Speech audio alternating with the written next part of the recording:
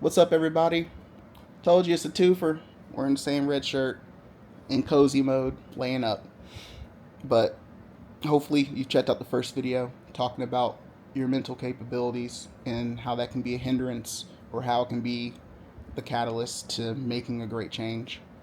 But this one is going to be a little bit more personal. I'll just go and get to it. No one wants to hear me ramble. So, about 2 weeks ago, I lost a ring. I had it on the way home. I got groceries out the car and it just disappeared. But what that ring represented was a lot to me. I think only one, maybe two people know in existence, but hey, this is something that I'm going to share with you. That ring was a golden band that had a division in it, and the lines crossed and divided. So just imagine a ring, but on one side of it, the two lines were crossed and not connected. I got this ring um, shortly after going sober, and that ring represented broken bonds, broken ties. It was a reminder for me not to drink, not to go back to people who were toxic and I had outgrown to a degree, not to ruminate, not to go back to my past life, the person I was before I decided enough was enough. And it was a totem for me. Shout out to Inception. It was a totem. It was a reminder. Whenever I had a thought, whenever I had a temptation, whenever I wanted to go get that drink, whenever I wanted to call up that person or send them a text, I had the ring right on my pinky. And I would look at it. It was on my right hand because I'm right handed. So whenever I was about to fall back into past mistakes, whenever I picked up my phone, it was right there. It was my totem, like I said. And it saved me so much heartache, so much unnecessary stress because I didn't fall back into old ways because I had that one thing to remind me. And a couple weeks ago, I lost it. And the funniest thing happened. When I noticed that it wasn't on my finger anymore, I didn't care.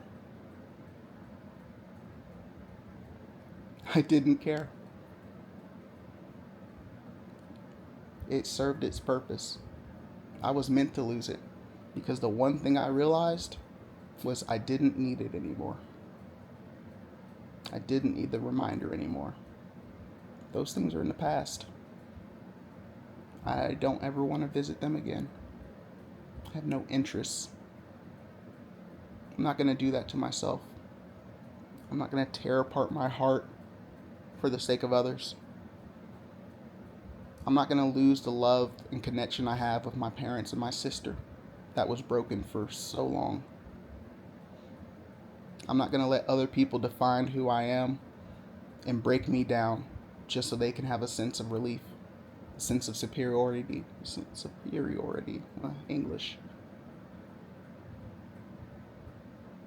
And now that ring is in me. It's in here. It's in here and in here. And I don't need it anymore. That was quite the reflection. Never would have thought I would get to the point where I am now. There have been some hard days, but it's all worth it. It's all worth it. So for those of you who are making these decisions to be a positive person, a person who isn't controlled by circumstances or products that are corrupting your mind, shattering your emotional intelligence, crippling you into a ball of depression, Find your totem. Find your reminder. It helps. It gets you through those moments. If it's something that you can wear, something that you keep on you at all times, or can keep on you at all times, do that. If it's a lucky coin, keep it on you. Put it in your wallet. If it's a rosary or a cross necklace, wear it. But whatever it is, whatever you find, keep it on your person. Keep it nearby. Get multiples if you need to. Put one in your car. Put one in your room by your bed. Put one in the living room. Put one in the kitchen. Whatever. It doesn't have to be anything fancy. But it will remind you not to go back. And eventually you'll get to the point where you don't need it anymore. Because your convictions are the things that are going to keep you on the straight and narrow. You deserve happiness. You deserve to be loved.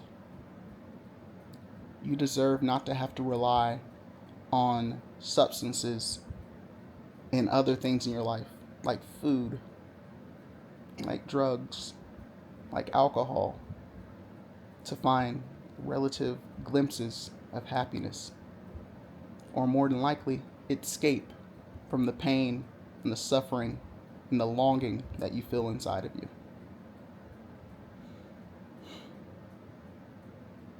It's possible.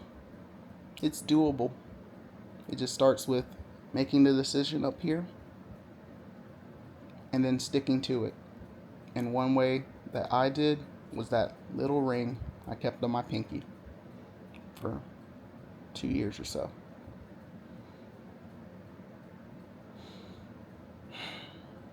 Man, never thought I'd be here. But I'm excited. I'm excited for the next year, the next 5 years, the next 10 years. It's going to be great. It's going to be good. And that's all because I made that one decision that enough was enough. I'm done doing this. I'm done letting this control me. I'm done having other people set my expectations and tell me who I am. And that can happen for you as well. Flip that switch. Never turn it back off again. If it goes off, there's a power outage, if you will, a relapse, if you will, that's fine. Guess what? That power is going to come back on. That light in that darkness, that tunnel of darkness that you're living in is going to come back. As long as you don't give up. As long as you have your totem, your reminder. You are stronger than you have ever realized. And I know it can be hard to remember that when you're constantly beating yourself up, when you are truly your own worst enemy. Know that it's possible. Know that you have the strength. Know that you are not alone in this journey, because so many people have that inner devil keeping them down. Find your light. I rediscovered God, and that helped with keeping my inner peace, because at times where I didn't feel like I had control, I knew that He always does. If you don't believe, that's okay. That comes back to what I said in my first or second video. Discover your why. Why you want to keep going. I've said it before and I'll say it again. I didn't care enough about myself when I started. My why couldn't be me, because I didn't give a damn whether I lived or died. I didn't give a damn if I drunk myself into a stupor 7 days a week. I didn't give a damn. I didn't care. But what I did care about was seeing my sister grow up. What I did care about was not making my mother cry. What I did care about was having a father who could be proud of his firstborn son. And that's what kept me going. That was my why. Find your why. I don't care if it's once a month I'm going to go to my favorite restaurant. I don't care if it's the trees and the sun and the feeling of having your toes in the sand. I don't care if it's the little dog or little cat in your life that's keeping you going. My dog saved my life. I've told that story before. So find your why. If you can, find your totem. Something to help you remember why you're doing this and why you'll never go back. And at one point down the road, you'll realize you don't even need it anymore.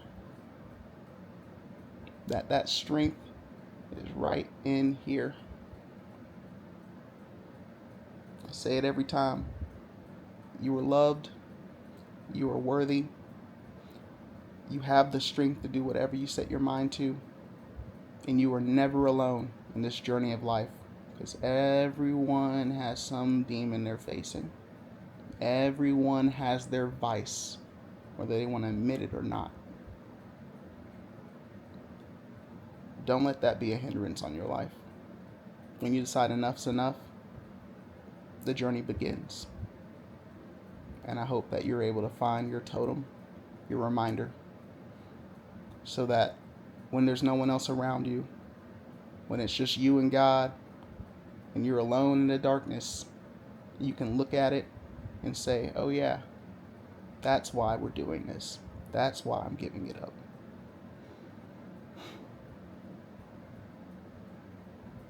And I appreciate y'all more than you know.